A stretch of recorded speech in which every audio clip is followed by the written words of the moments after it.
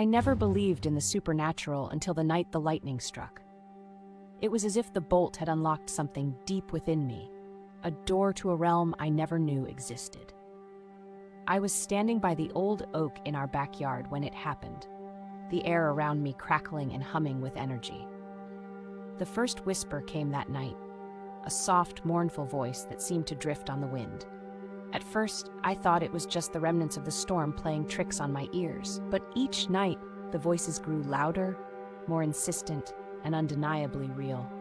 By the end of the first week, I could distinguish individual voices, each with its own tragic story, tales of lives cut short and dreams unfulfilled.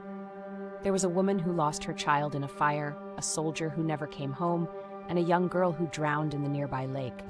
They spoke to me of their regrets, their desires, and their desperate need for closure.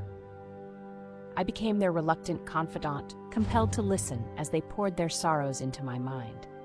It was overwhelming, and yet I couldn't turn away from them. I felt an inexplicable connection, as if their pain was somehow intertwined with my own existence. As the days turned to weeks, I realized that the voices were not just seeking solace. They were guiding me, urging me to uncover a buried truth.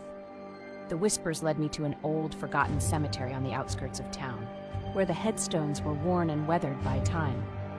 It was there that I discovered a hidden journal, its pages filled with confessions of a man who had committed unspeakable acts.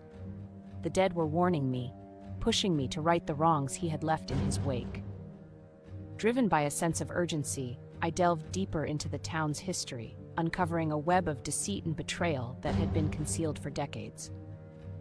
The climax came on a stormy night, eerily similar to the one that had changed my life.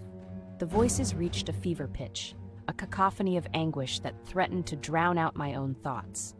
I stood in the center of the cemetery, clutching the journal as the storm raged around me. Suddenly, the whispers fell silent, replaced by a single, clear voice. It was the man from the journal, his spirit finally breaking free from the chains of his guilt. "Thank you," he said, his voice echoing in the stillness. As the storm subsided, I knew that I had fulfilled my purpose. The dead had been heard, their stories finally told, and I was free from their haunting presence. But the silence that followed was deafening, leaving me to wonder if the voices would ever return.